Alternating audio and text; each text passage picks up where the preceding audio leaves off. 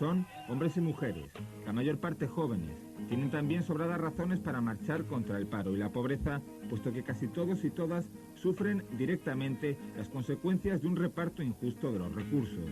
Hay obreros y obreras en paro, jóvenes que tratan de llevar adelante iniciativas de autogestión del trabajo, antimilitaristas, mujeres comprometidas en la lucha feminista, cristianos de base, ocupantes de viviendas y locales, inmigrantes.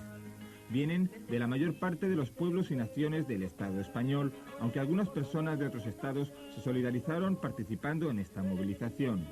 Muchas de las personas que marchan trabajan cotidianamente desde sus pueblos o barrios en iniciativas de lucha contra el paro, la carencia de recursos y las distintas situaciones de injusticia social con las que conviven.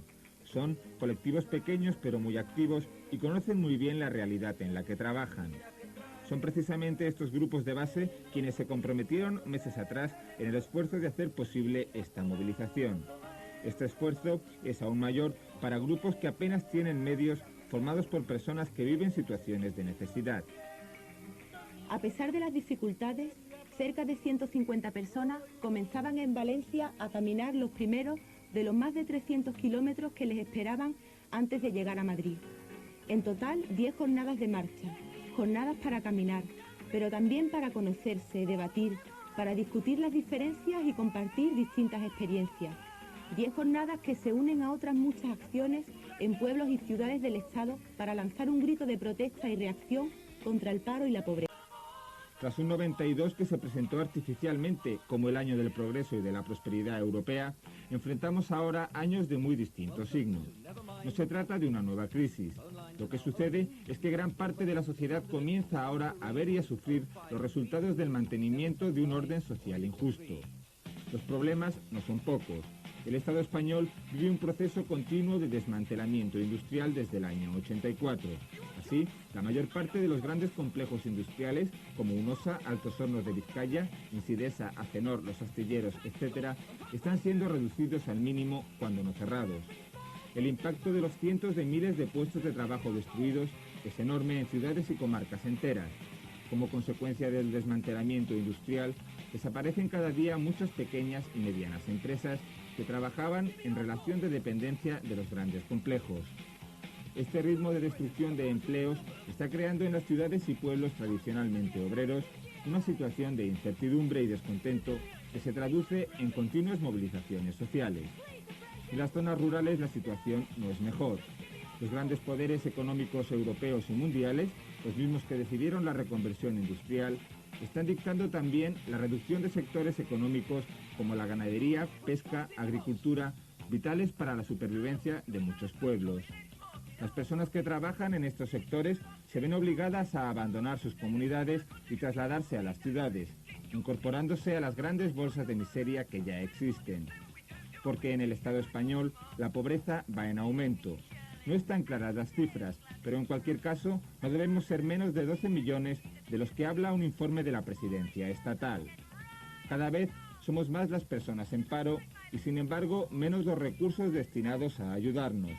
Todo lo contrario, los responsables políticos deciden el desmantelamiento del INEM y recortan drásticamente los subsidios y prestaciones.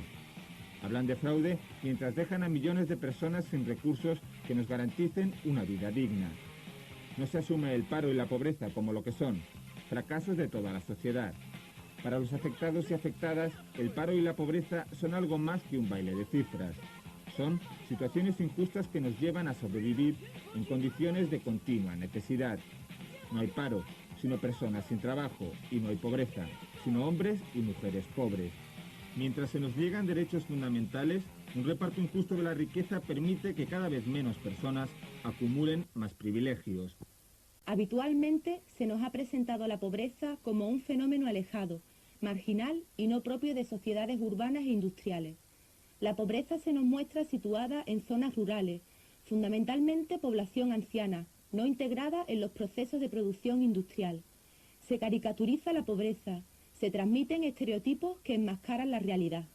Sin embargo, si tenemos que definir la pobreza actual en el Estado español, lo haríamos diciendo que es urbana, joven y fundamentalmente femenina. Es urbana, pues es en las ciudades donde desde hace décadas se ha concentrado la población en busca de los recursos que podían aportarle los complejos industriales que ahora desaparecen. En la periferia de las ciudades se levantan los grandes barrios dormitorios, mal construidos y mal equipados, pensados no para ofrecer calidad de vida, sino para almacenar en el mínimo espacio a miles de trabajadores y trabajadoras. En estos barrios habitan los sectores de población que están sufriendo las consecuencias de la desertización industrial. Ya no es necesario su trabajo y pasan a ser una población sin recursos, en un entorno, la ciudad, cada vez más hostil. Las ayudas y prestaciones que aún no han sido recortadas apenas llegan a las capas más jóvenes de la población, aunque seamos precisamente quienes menos recursos tenemos. Cuando trabajamos, lo hacemos frecuentemente sin contratos, en precario y ocasionalmente. Conformamos una bolsa de pobreza que muchas veces pasa inadvertida en las ciudades, porque no respondemos al estereotipo de pobres presentes en la sociedad. Somos las mujeres en general y las mujeres jóvenes en particular quienes con más dureza estamos sufriendo la falta de recursos. Esta afirmación no es gratuita. El paro femenino es casi el doble que el masculino y esta desproporción está en aumento. Las que podemos trabajar lo hacemos por un salario inferior al de un hombre que desarrolla el mismo trabajo. Lo hacemos además en peores condiciones laborales. Nutrimos las filas del subempleo, siendo el colectivo más numeroso de mujeres trabajadoras el de las empleadas domésticas.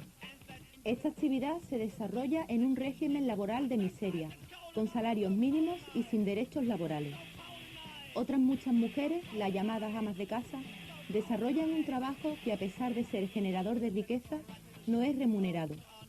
Todo lo contrario, es un trabajo ignorado, cuando no despreciado. La discriminación en lo económico es parte de la exclusión social a la que nos hemos visto sometidas las mujeres desde hace mucho tiempo. Vivimos una sociedad que nos relega a un segundo plano en lo económico, lo político, cultural y afectivo. Se nos imponen modelos de comportamiento que limitan nuestras capacidades. Si tratamos de romper estos límites, nos encontramos con un orden patriarcal que ejerce su poder para mantener los privilegios de los varones. Privilegios que se perpetúan a través de los estereotipos sexuales, de la educación sexista, la explotación económica e incluso de la violencia contra las mujeres.